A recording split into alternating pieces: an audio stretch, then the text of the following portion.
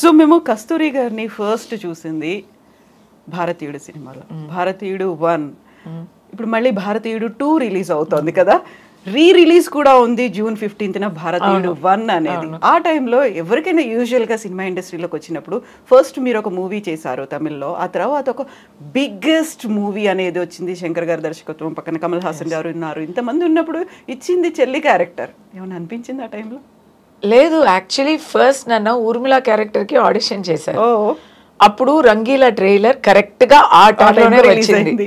ఆ ట్రైలర్ చూసి ఇమ్మీడియట్లీ ఆ రోల్ ఊర్మిళకి చేశారు. తర్వాత ఈ రోల్ చెప్తే ఐ హర్డ్ ద స్టోరీ, నాకు తెలుసు ఇదే కీ క్యారెక్టర్ అనేది తెలుసు. అదర్స్ ఆర్ మోర్ హీరోయిన్స్, దాంట్లో కొంచెం ప్రాప్ లాగా ఉంటారు. స్టోరీ అయితే ఈ చెల్లి క్యారెక్టర్ మీదే వస్తుంది అనేది తెలుసు. అండ్ ఇంకో మాట, అలాంటి అదృష్టం ఎప్పుడు దొరుకుతుందని, see the combination, Kamal Haasan గారు, శంకర్ గారు, ప్రొడ్యూసర్ అయితే super star producer A M Ratnam గారు, camera is Jeeva. Again so many movies ఇక్కడ కూడా చేశారు, so many. He's not there now, but he was a super star cameraman. A R Rahman peak time Bharateeyudu songs అంటే మరీ ever green కదా. అందరూ ఎడిటింగ్ కానీ ఆర్ట్ కానీ all are giants in the industry. ఎవరెవరెవరు వాళ్ళు ఫీల్డ్లో జయంట్స్ వాళ్ళందరినీ ఒక్కటి చేసి అక్కడ కలిపించి ఒక మూవీ చేశారంటే అది భారతీయుడు. And fantastic character, fantastic express, దానివల్లనే కదా నాకు తెలుగు ఫీల్డే ఓపెన్ అయింది. సో ఇప్పుడు మళ్ళీ రిలీజ్ అనేది అవుతోంది, ఎలా ఉంది ఆ క్యూరియాసిటీ అనేది మీలో? చూస్తారా ఆ రోజు మళ్ళీ? 100%. ఎందుకంటే ఇప్పుడు అది మళ్ళీ సౌండ్ అంతా రీమాస్టర్ చేసి ఉంటారు. అప్పుడు ఆ పూటల్లోనే వినటానికి అంత బాగా ఉండే ఒక మూవీ. సాంగ్స్ అయినా సరే, డైలాగ్స్ అయినా సరే, చాలా కమల్ వాయిస్ వినటానికే అంత బాగుంటుంది. 100% I want to see it in theater in Hyderabad. అప్పుడు రిలీజ్ అయ్యే సమయంలో నేను హిందుస్థానీ హిందీలో చూశాను, ఇండియన్ తమిళ్లో చూసినాను. భారతీయుడు ఇంకా చూడలే, తెలుగులో చూడలేదు, ఇప్పుడే చూడబోతున్నా. And to talk of that song, ఆ సాంగ్ ఎలా ఉంది అని నాకే క్యూరియస్ గా ఉంది. ఆ పచ్చని చిలుకలు ఆ సాంగ్ అయితే చూడ్డానికి ఎంత సరదాగా ఉంటుంది, ఎంత లవ్లీగా ఉంటుంది కదా. బట్ తీయడానికి ఇట్ వాస్ అ తపస్య లాగా.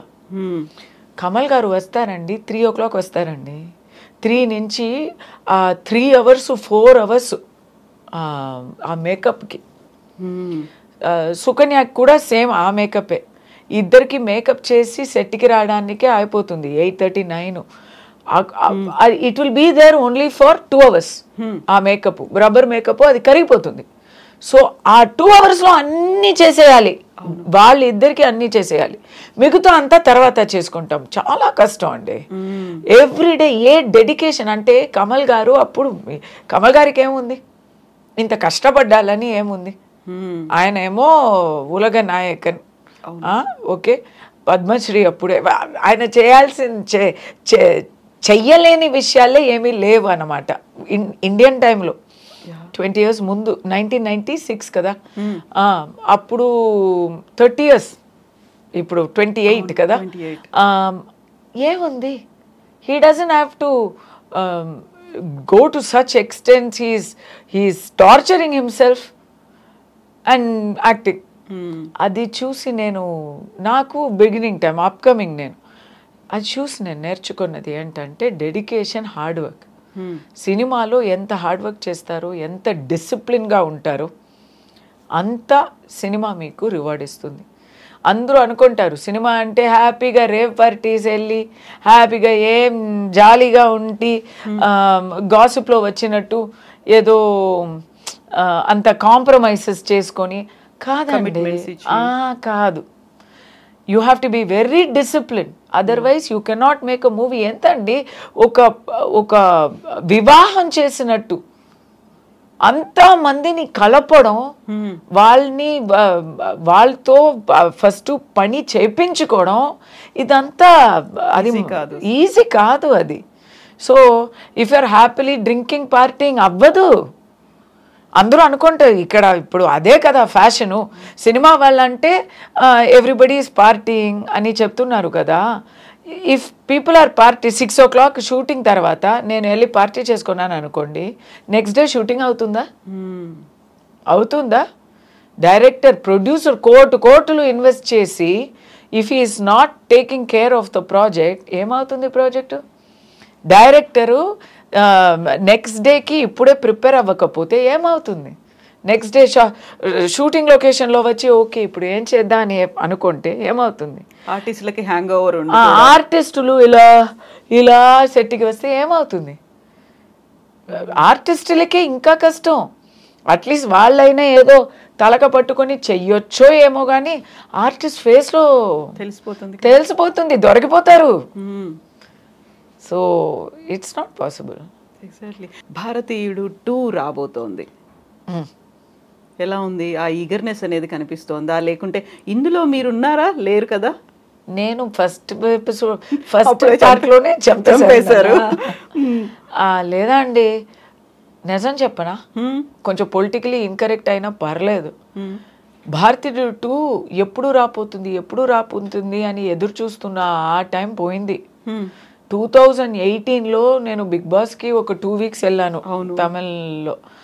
అప్పుడు వస్తుంది అన్నారు, ఇంకా రాలా. ఇప్పుడు వస్తుంది పక్కా అంటున్నారు. We're almost waiting for 7 years. ఇప్పుడు వస్తే చాలానే అయిపోయింది. ఎంత డేటెడ్గా ఉంటుందా అని చాలా భయం వేస్తుంది. సాంగ్స్ కూడా ఇప్పుడు రిలీజ్ చేశారు. అంత 7 years ఎక్స్పెక్టేషన్ ఉంటే సాంగ్స్ బాగానే ఉన్నాయి, కానీ మాకు ఆ జోష్ రాలేదా కదా? కంపారిజన్ అలా అనిపించింది నాకు. సో ఐఎమ్ లైక్, నాకైతే నేను చాలా ఎక్స్పెక్టేషన్తో వెయిట్ చేస్తున్నాను, కానీ ఒక కార్నర్లో అయితే అబ్బా ఇంత ఎక్స్పెక్టేషన్ ఉంచుకోకూడదో ఏమో అని కూడా భయం ఉంది. మధ్యలో కరోనా ఎఫెక్ట్ కూడా దాని మీద పడింది. అవును, 2 years దానివల్ల దాగిపోయింది. సెట్లో యాక్సిడెంట్ అయ్యి, అవును కదా, క్రేన్ కూలి పడిపోయింది, ప్రాణలోటు అయిపోయింది. అలాంటి విషయాలు పాపం they went through lot. But that's not the way అండి. అబ్బా 7 years ఒక పిక్చర్ తీస్తే మరి I'm a big fan of Kamal garu, I'm a big fan of Shankar garu. వాళ్ళు మళ్ళీ ఫిల్మ్స్ ఇస్తూ ఉండాలని కోరుకుంటాం, కాంబినేషన్ రిపీట్ అవ్వాలి అని. అది ఒక్క పిక్చర్కే 7 years అంటే ఎట్లా? ఎగ్జాక్ట్లీ.